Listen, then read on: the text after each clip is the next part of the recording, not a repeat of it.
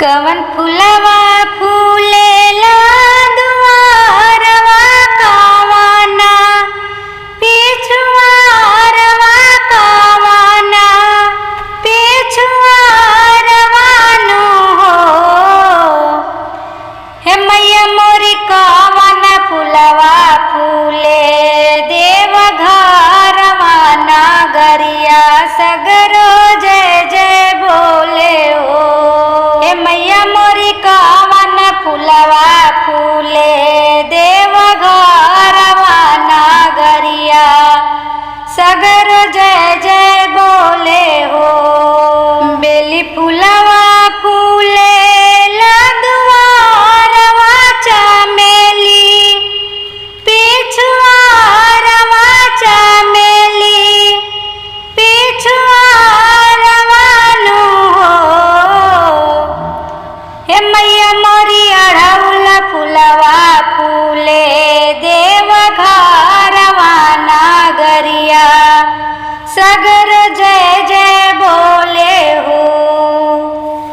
हे मैया मोरी अड़हुल फुलवा फूले देव घरवा नगरिया सगर जय जय बोले हो। केकरा के भावे चमेली तके का राख बेली नु हो। केकरा के भावे चमेली तके का राख बेली नु हो। हे मैया मोरी के कारा के भावे अड़हुलवा नगरिया सगर जय जय बोले हो। हे मैया मोरी के कारा के भावे अड़हुलवा नगरिया सगर जय जय बोले हो। काली जी के भावे लाई बेलिया भवानी के चमेलिया भवानी के चमेलिया नु हो।